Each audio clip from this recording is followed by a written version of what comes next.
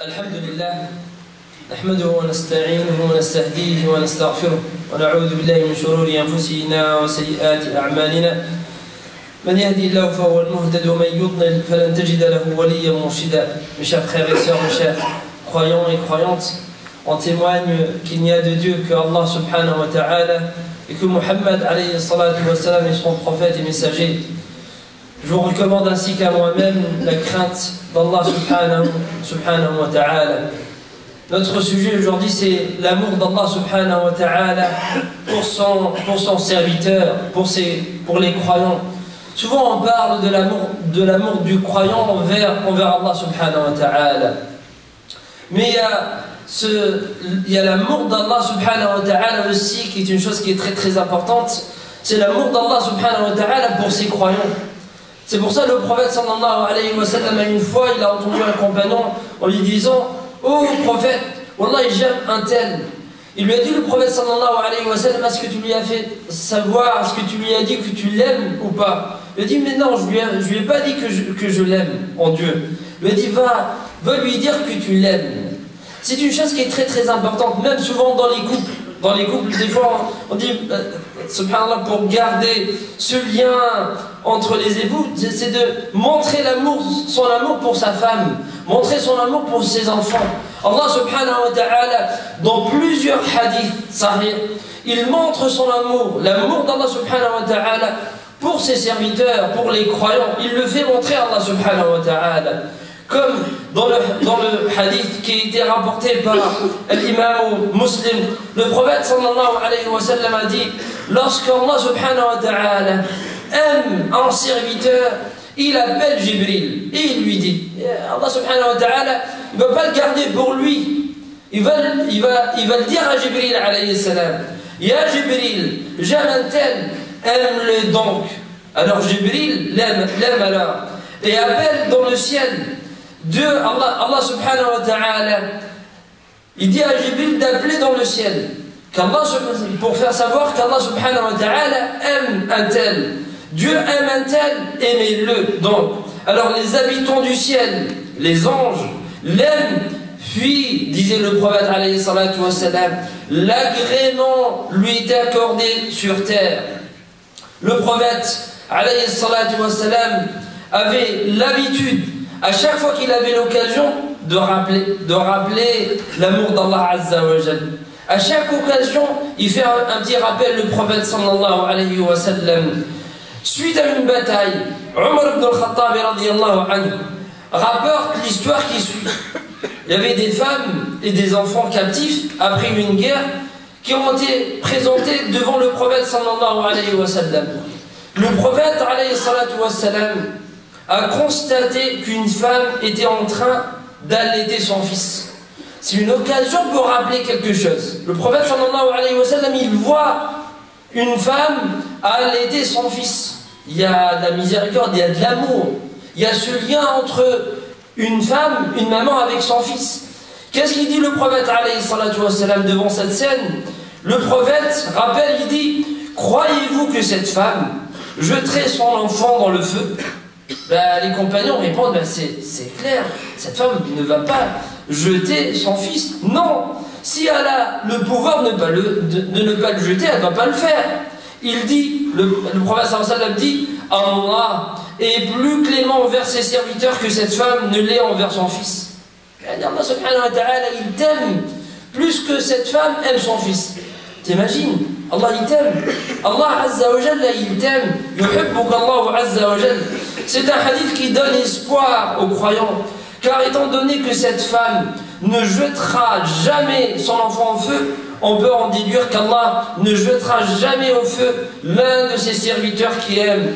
La personne qui a la foi en Allah subhanahu wa ta'ala et qui entretient une relation sincère avec lui peut espérer cette clémence, peut espérer cet amour.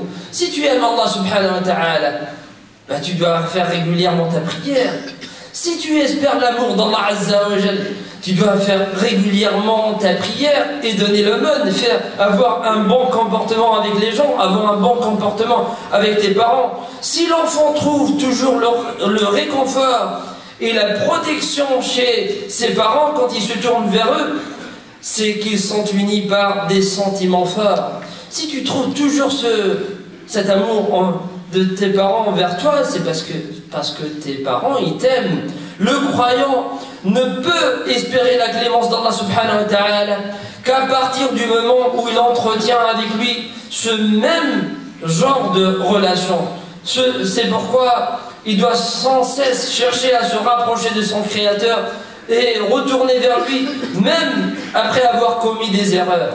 Même après avoir commis un péché, il faut revenir à Allah subhanahu wa ta'ala. Jamais, ne désespère jamais de la miséricorde d'Allah azza wa jal.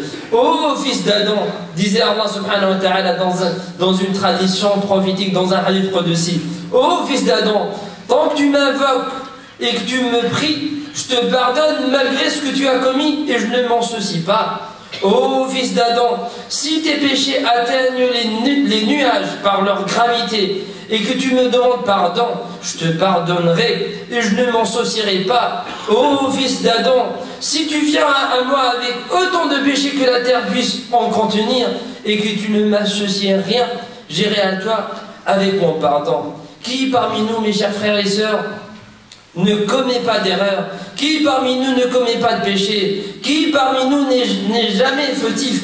Sache qu'Allah subhanahu wa ta'ala peut pardonner tes péchés, car Allah subhanahu wa ta'ala, il t'aime. Il t'aime, Allah azza wa jal. Il peut te pardonner tes péchés, mais à condition de revenir vers lui, à condition de se repentir.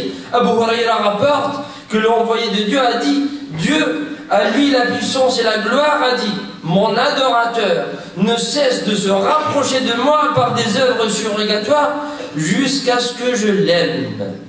À chaque fois tu fais un acte d'adoration et des actes surrogatoires, Allah subhanahu wa ta'ala, il t'aime.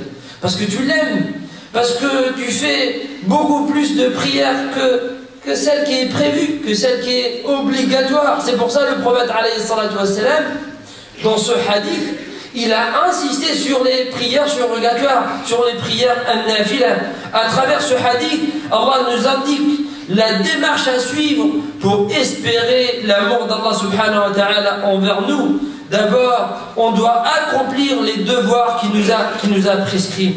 Qu'est-ce qui va te pousser à te réveiller en pleine nuit pour prier alors qu'il n'est pas obligé, si ce n'est l'amour d'Allah azza wa jal? C'est pas obligé de se réveiller en pleine nuit pour faire la prière, mais parce que tu espères l'amour d'Allah azza wa jal, tu vas te réveiller. Parce que tu sais qu'Allah subhanahu wa ta'ala, il t'aime, tu vas te réveiller une demi-heure avant la prière de l'Fajr pour faire quelques rak'at. Parce que tu espères l'amour d'Allah azza wa jal, tu vas venir ici à la mosquée faire ta prière. Qui n'aimerait pas être aimé par son Créateur? Qui ne souhaite pas bénéficier de cette faveur extraordinaire? Allah subhanahu wa ta'ala nous a donné accès à ce privilège. Celui qui a accompli les œuvres surrogatoires peut accéder à l'amour d'Allah. Ce sera le fruit de ses efforts et quelle récompense. Il est rapporté dans le Sahih al-Bukhari ou Muslim qu'un compagnon du prophète alayhi salatu wassalam, à chaque fois qu'il dirige la prière en faisant l'imam, il récitait la Fatiha, une sourate, mais il a fini avec Qul huwallahu ahad, Allahu samad, lam yalid wa lam yulad wa lam yakul lahu kufuwan ahad. C'est bizarre, parce que quand tu récites dans une prière, c'est que la Fatiha avec une sourate, tu ne rajoutes pas une troisième. Ben, les compagnons, ils ont signalé ça au prophète alayhi salatu wassalam. Le prophète leur dit, mais posez-lui la question, pourquoi à chaque prière il rajoute Qul huwallahu ahad, Allahu samad, lam yalid wa lam yulad wa lam yakul lahu kufuwan ahad. Et l'homme leur dit, parce que c'est l'attribut du très miséricordieux et j'aime la réciter parce qu'il y a un nom et il y a le nom d'Allah azza wa jal et je l'aime cette sourate. Le prophète alayhi salatu wassalam leur dit, faites-lui savoir que Dieu l'aime. Quelle récompense? La récompense d'Allah subhanahu wa ta'ala. Allah azza wa jalla, il l'aime. Mes frères et sœurs, recherchez cet amour d'Allah subhanahu wa ta'ala. C'est le but même de la création.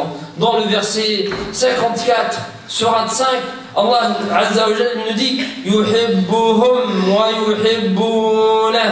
Il nous dit il les aime et il l'aime. Il y a l'amour du serviteur pour son Seigneur, pour Allah subhanahu wa ta'ala, mais aussi il y a l'amour d'Allah Azza wa Jalla pour ses serviteurs. Yuhibbuhum wa yuhibbunah. Il les aime et il l'aime. نسأل الله عز وجل أن نكون ممن يحبهم الله عز وجل. اللهم اجعلنا من عبادك المحببين إليك يا أرحم الراحمين يا رب العالمين. اللهم اغفر ذنوبنا واستر عيوبنا واكشف كروبنا يا أرحم الراحمين. اللهم باعد عنا الحرام كما باعدت بين المشرق والمغرب.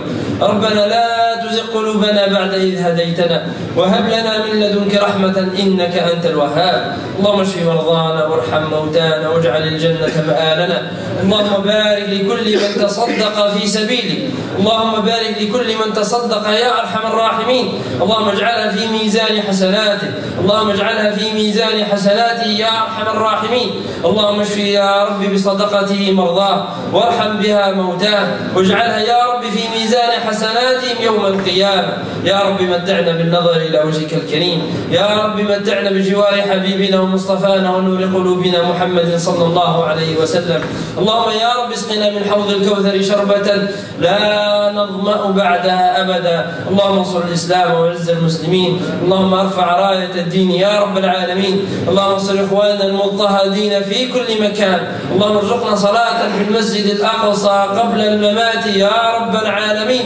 اللهم اجعل هذا البلد آمنا واجعلنا فيه من الآمنين. اللهم اجعلنا فيه من الآمنين. اللهم بارك لمشايخنا وبارك لكل من علمنا يا رب العالمين.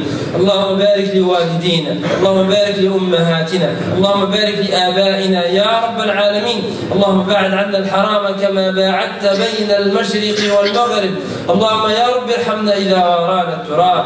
ارحمنا إذا تركنا الأحباب يا أكرم الأكرمين يا رب العالمين. سبحانك اللهم وبحمدك نشهد أن لا إله إلا أنت نستغفرك ونتوب إليك. نستغفرك ونتوب إليك. نستغفرك ونتوب إليك. سبحان ربك رب العزة عما يصفون وسلام على المرسلين والحمد لله رب العالمين. وأقم الصلاة.